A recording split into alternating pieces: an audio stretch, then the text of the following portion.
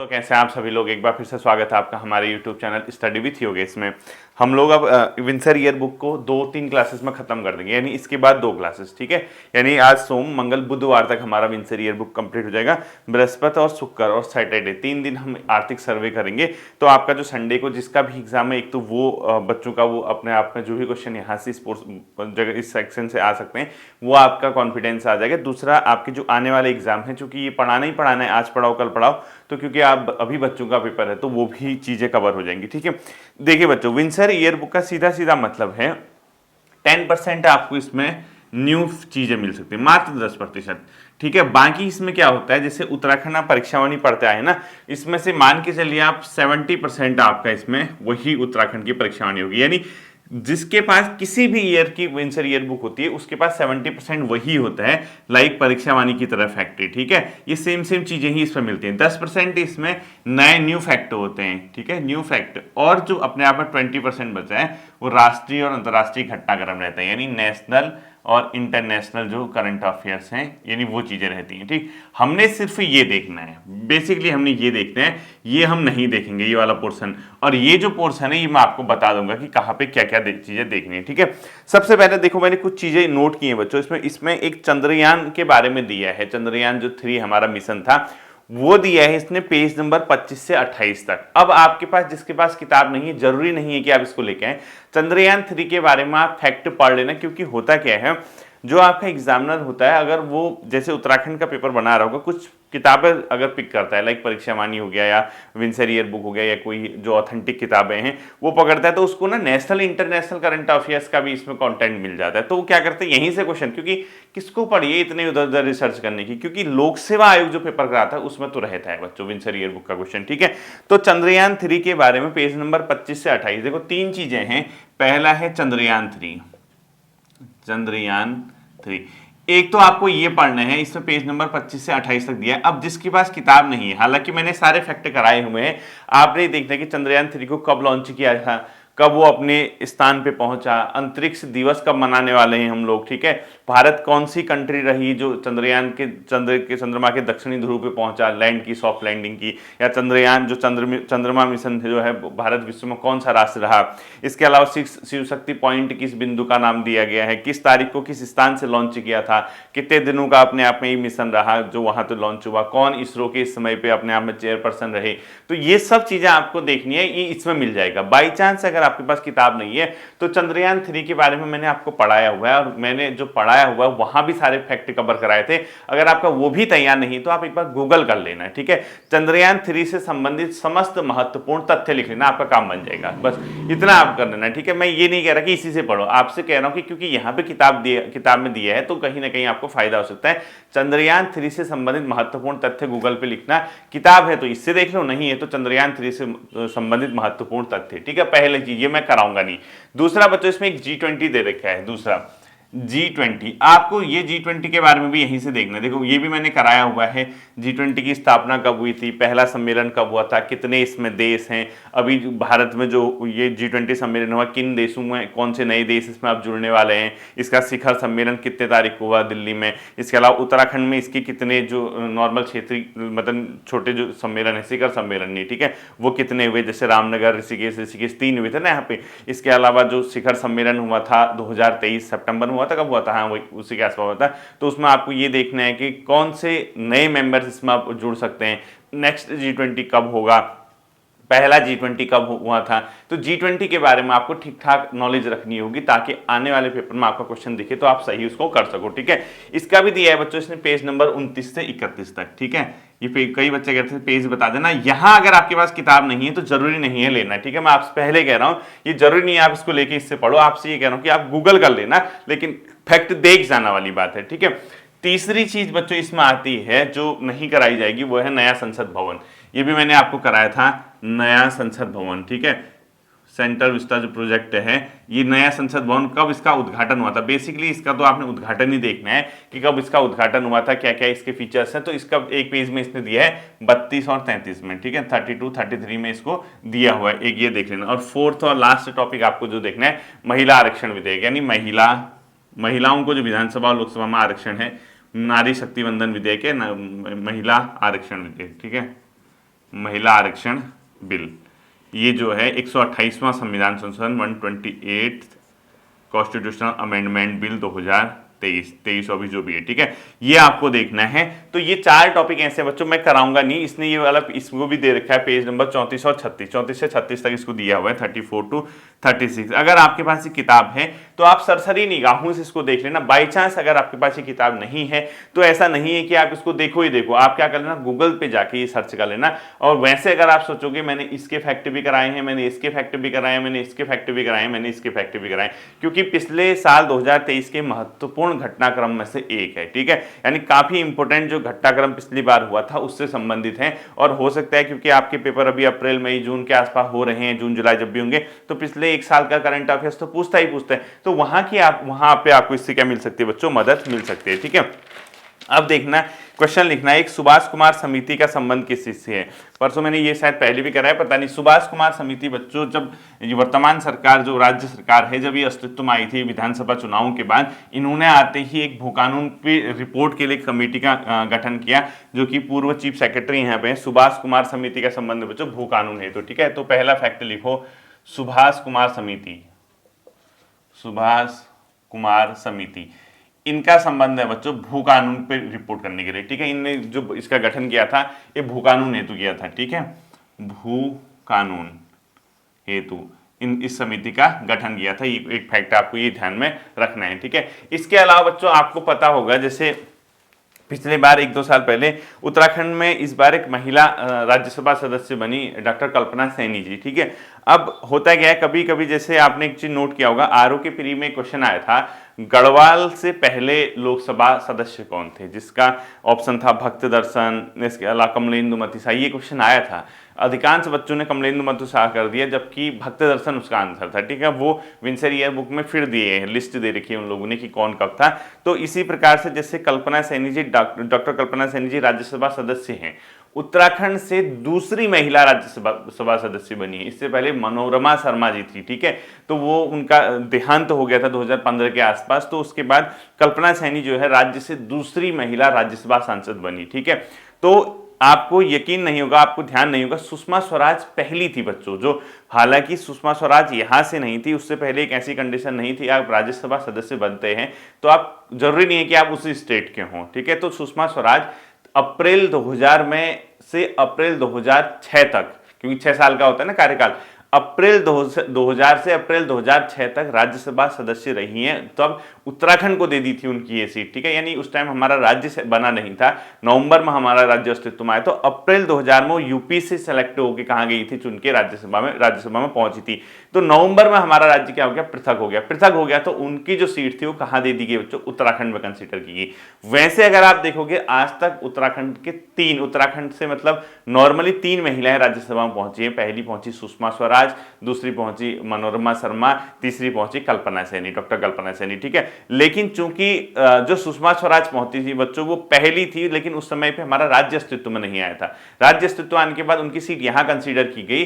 वैसे अगर आप देखोगे उत्तराखंड मूल से, उत्तराखंड के अस्तित्व में आने के बाद 2 महिला राज्यसभा सांसद बनी है, पहली बनी मनोरमा शर्मा जी, दूसरी बनी है कौन सी, कल्पना सैनी, ठीक है। तो लिखो उत्तराखंड की पहली महिला राज्यसभा सदस्य, उत्तराखंड की पहली महिला राज्यसभा सदस्य, पहली महिला राज्यसभा सदस्य, ठीक है, ये बनी बच्चों श्रीमती मनोरमा शर्मा डोबरियाल, ठीक है। लिखो श्रीमती मनोरमा शर्मा डोबरियाल, श्रीमती मनोरमा शर्मा डोबरियाल जी, ठीक है, ये बनी। वर्तमान में कौन है आपको पता होगा, डॉक्टर कल्पना सैनी जी, ठीक है, वर्तमान में कल्पना सैनी। अब देखना इससे पहले, अब यहां पे लिखना प्रथम, ठीक है, सुषमा स्वराज जी। अब कंफ्यूज मत होना, मैंने इसलिए बताया, अब इसको समझ जाओगे, ठीक है। इसमें ब्रैकेट में लिखो स्वराज, ठीक है, इसमें ब्रैकेट में लिखो अप्रैल 2000 से, ठीक है, अब 2006 के आसपास तक यही। अब इससे समझ जाना कि मैंने यहाँ पे क्यों लिखा है। आप समझ लेना कि इस समय राज्य अस्तित्व में नहीं आया था, इसलिए हम अगर सिर्फ उत्तराखंड मूल की पूछेंगे तो ये 2 हो जाएंगी यानी, और उसके बाद वैसे पूछेगा जिसने प्रतिनिधित्व किया तो सुषमा स्वराज भी अगर आएगा ऑप्शन तो ध्यान रखना उसमें, ठीक है। अगला क्वेश्चन लिखना बच्चों, जैसे एक ये तो आपको वैसे भी देखना ही देखना है, ये परीक्षावाणी में, ये सॉरी विंसर ईयर बुक में सतत विकास लक्ष्य से संबंधित नीति आयोग के कुछ सूचकांक दिए हैं, ठीक है। लिखो सतत विकास, ठीक है। ये आपको यहां से ध्यान रखना है, जो आपका विंसर ईयर बुक में दिया है इसमें एक चैप्टर सतत विकास से संबंधित होगा। देखना उत्तराखंड में जो आर्थिक गतिविधियां वगैरह है उसमें एक सतत विकास भी दिया है, ठीक है। लिखो सतत विकास, सस्टेनेबल डेवलपमेंट, ठीक है। सतत विकास से संबंधित नीति आयोग के सूचकांक,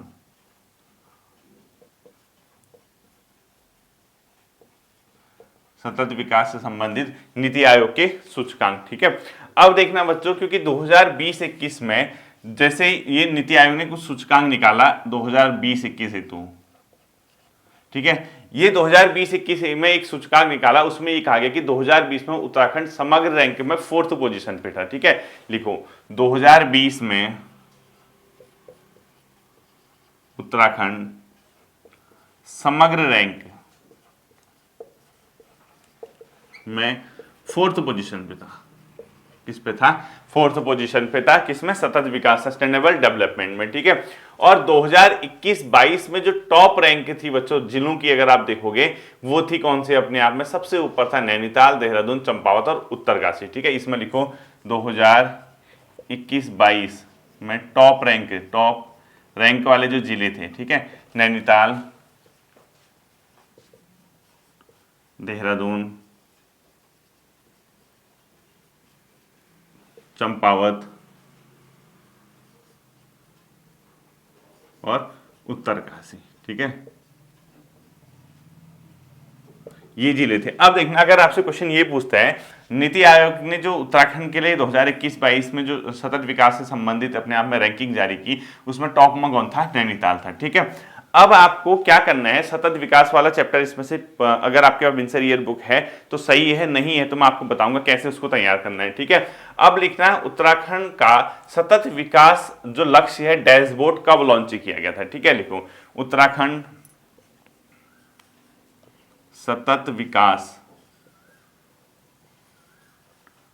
डैशबोर्ड मतलब इसमें आप इसकी रिपोर्ट वगैरह सब देख सकते हैं, ठीक है। ये किया गया था बच्चों 1 दिसंबर 2020 को लॉन्च, ठीक है। यानी उत्तराखंड सतत विकास डैशबोर्ड कब लॉन्च किया गया था? 1 दिसंबर 2020 को लॉन्च किया गया था। इस क्वेश्चन को आप लोग ध्यान में रखोगे। इसके अलावा आपको ये पता होना चाहिए बच्चों, जो सतत विकास है, sustainable development, basically sustainable development है क्या? वर्तमान पीढ़ी की आवश्यकताओं को इस प्रकार पूरी करना कि संसाधनों का इस प्रकार प्रयोग करना कि भविष्य की जो पीढ़ी आए उसको हम ध्यान में रख सकते हैं, ठीक है।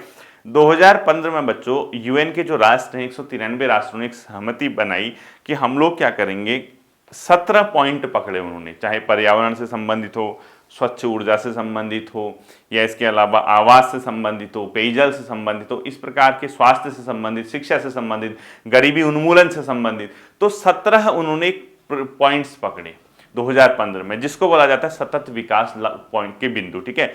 इनको अचीव करने का टारगेट रखा 2030 तक उन राष्ट्रों ने कि हमारे ये 17 गोल हैं, इन 17 गोल्स को हम 2030 में प्राप्त करेंगे। तो ये क्वेश्चन अभी लोक सेवा आयोग ने, यूकेपीएससी ने आरओ के प्रीलिम्स में पूछा, सतत विकास लक्ष्य का कौन सा बिंदु डैश डैश डैश डैश है, मतलब उसमें 17 पॉइंट दिए हुए हैं, उनमें से कौन से नंबर का बिंदु जैसे पर्यावरण से संबंधित है या स्वच्छ ऊर्जा से संबंधित है या गरीबी उन्मूलन से संबंधित है, इस प्रकार का।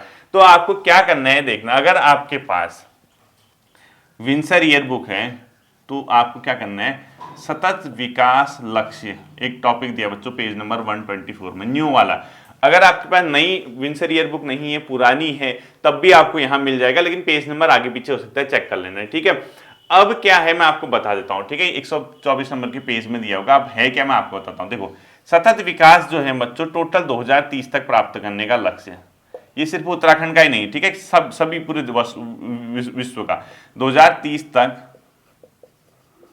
प्राप्त का लक्ष्य रखा है कि हम लोग 17 जो पॉइंट हैं उसको 2030 तक प्राप्त करेंगे, ठीक है। इसके जो बिंदु हैं बच्चों 17 लक्ष्य हैं, ये ध्यान रखना, मैं आपको बेसिक मेन चीजें बता देता हूं।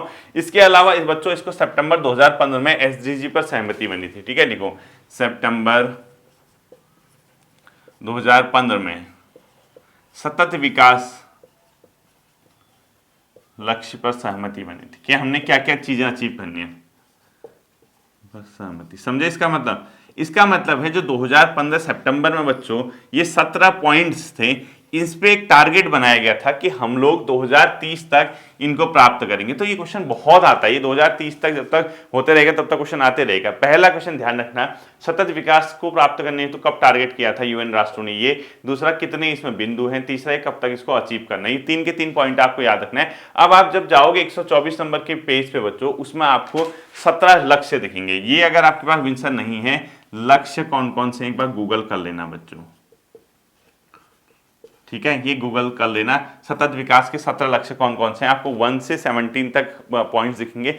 मैं ये नहीं कह रहा कि आप सब याद करो, आप सिर्फ एक मोटा मोटा अनुमान रखना, वही होगा। एजुकेशन होगा सबके लिए, गरीबी का उन्मूलन होगा, स्वच्छ ऊर्जा होगी, पर्यावरण होगा, जलवायु परिवर्तन को रोकने के प्रयास होंगे, और इसके अलावा लोगों को आवास वगैरह ये सब चीज़ें, मतलब स्वच्छ पेय, ये सब चीज़ें आपको देखने को मिलेंगी। तो उसके अंदर आप देखना जो 17 लक्ष्य हैं कौन कौन से हैं। अब आयोग के दिमाग में क्या चलता है वाली बात है, क्योंकि उसने आरओ के प्रीलिम्स में पूछ दिया ये क्वेश्चन। उसने ये पूछा था कि सतत विकास लक्ष्य का कौन सा बिंदु इस पे बात करता है, 1, 2, 4, 7 कुछ ऐसे ऑप्शन थे। अब वो जो सस्टेनेबल डेवलपमेंट के बिंदु पड़ेगा, देखिएगा कि कौन से नंबर पे क्या है, तब वो क्वेश्चन बनता है। आपके पास पेज नंबर है ये बुक, तो ये वाले पेज पे चेक कर लेना, आपको लक्ष्य दिख जाएंगे कौन कौन से हैं, मोटा मोटा अनुमान आप इसमें चेक कर सकते हैं, ठीक है।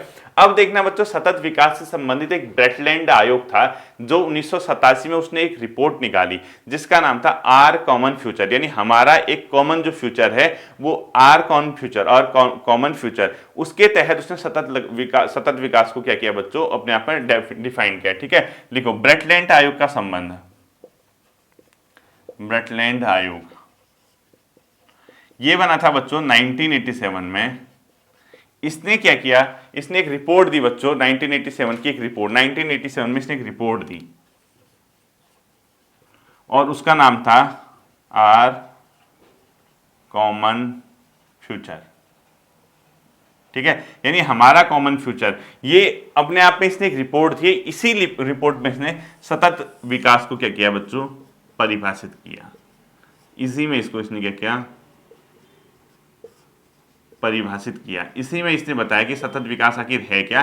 तो आपको ये इसने कहा कि हम वर्तमान पीढ़ी की आवश्यकताओं को इस प्रकार मतलब इस प्रकार से हम वर्तमान जो संसाधन हमारे पास है उनका इस प्रकार से उपयोग करें कि वर्तमान पीढ़ी की आवश्यकताएं पूरी हो जाएं, साथ ही साथ भविष्य की पीढ़ी के लिए उसको हम बचा के रखें। ऐसा अगर डेवलपमेंट कर रहे हैं तो हम लोग क्या कर रहे हैं, सतत विकास की ओर चल रहे हैं। ये आप लोग क्या करोगे, ध्यान में रखोगे, ठीक है।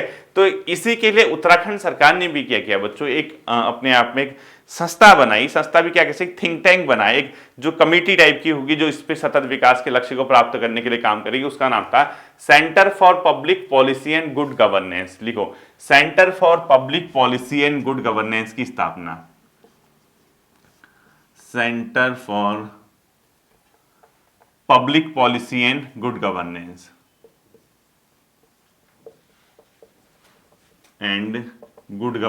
ठीक है, गुड गवर्नेंस, यानी इसको बोलते हैं centre for CPP good governance, जी, ठीक है, CPPGG, सेंटर फॉर, क्या लिखा है, centre for public policy and good governance. ये जो बना था बच्चों, ये बना था 2017 में, ठीक है।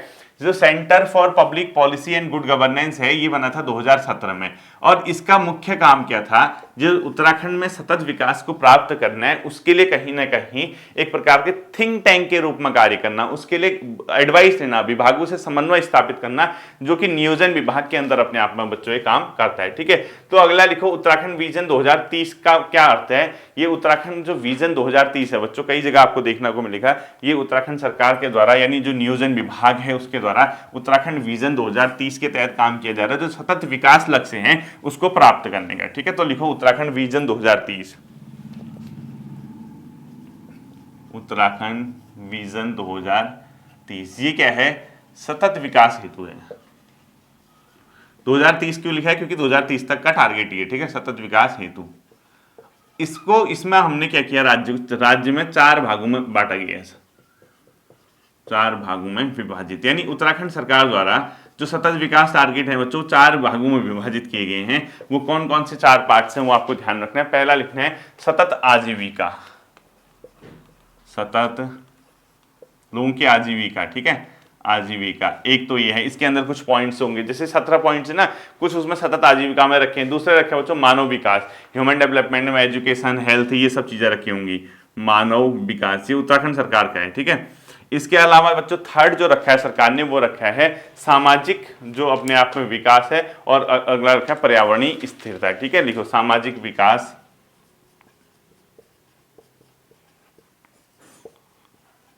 और पर्यावरणीय स्थिरता, पर्यावरणीय स्थिरता, सॉरी। अब देखना आपको मैं बताता हूं क्या है। जैसे मैंने क्या कहा 17 बिंदु हैं, उत्तराखंड सरकार ने क्या किया, इन 17 बिंदु को कैटेगराइज कर दिया।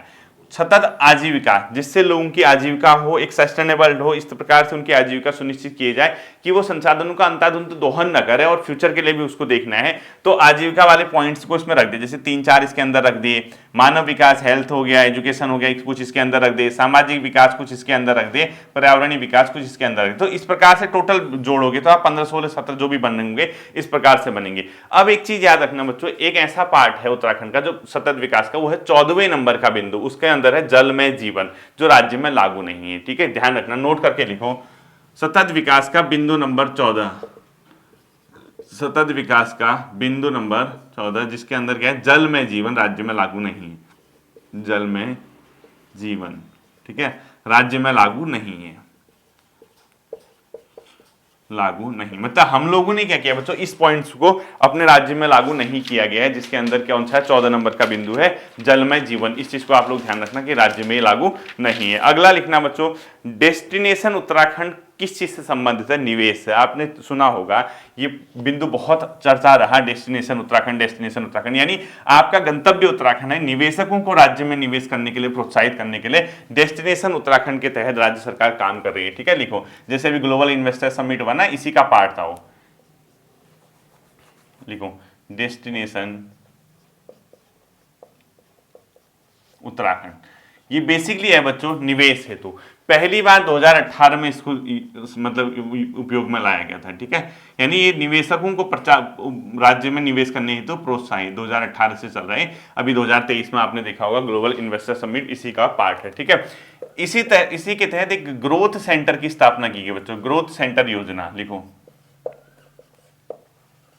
ग्रोथ सेंटर योजना, ये मतलब शुरू हुई 2018 से। इसका मुख्य लक्ष्य क्या है, जो विशेष प्रकार के ग्रामीण या शहरी क्षेत्रों के उत्पाद हैं, प्रोडक्ट्स हैं, उनकी ब्रांडिंग, उनकी मार्केटिंग और उसको राष्ट्रीय और अंतर्राष्ट्रीय स्तर पर पहचान दिलाने के लिए ग्रोथ सेंटर योजना राज्य सरकार के द्वारा क्या की गई बच्चों, शुरू की गई। तो लिखो इसमें क्या लिखो, विशेष उत्पादों को राष्ट्रीय और अंतर्राष्ट्रीय पहचान देने हेतु, विशेष उत्पादों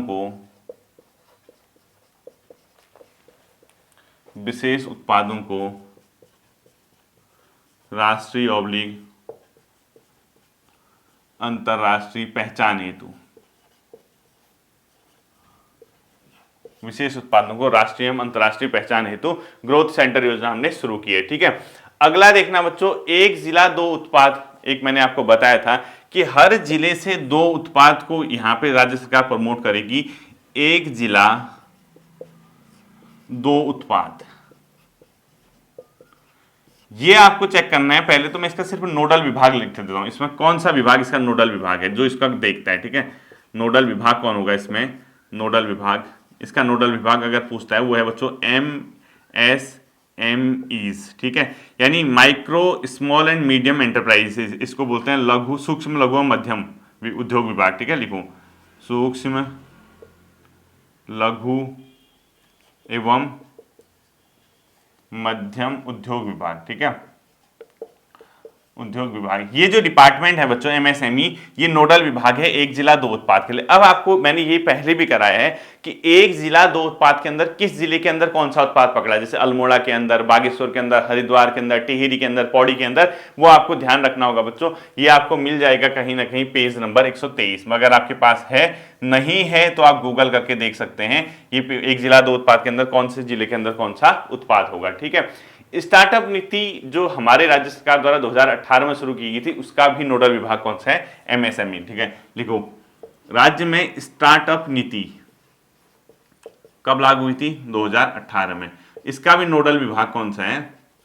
वही जो नीचे वाला कौन सा? ये वाला, सूक्ष्म लघु एवं मध्यम उद्योग विभाग। ठीक है, इसको बोलते हैं MSMEs। ठीक है, यही विभाग है बच्चों, इसका भी नोडल विभाग, ये भी आपको ध्यान में रखना है। ठीक है, इसके अलावा आपको ये भी पता होगा सिटकुल की स्थापना की गई है बच्चों। यहाँ पे सिटकुल क्या है? जो इंडस्ट्रियल एरियाज हैं बच्चों, उनके वहाँ जो आधारभूत संरचनाएं हैं या अपने आप में जो इंडस्ट्रियल का डेवलपमेंट है, उस चीज के लिए ये अपने आप में एक निगम है, कॉर्पोरेशन है। तो सिटकुल की स्थापना बेसिकली 2002 में की गई थी, जिसका फुल फॉर्म है state infrastructure and industrial development corporation. ठीक है, स्टेट इंफ्रास्ट्रक्चर एंड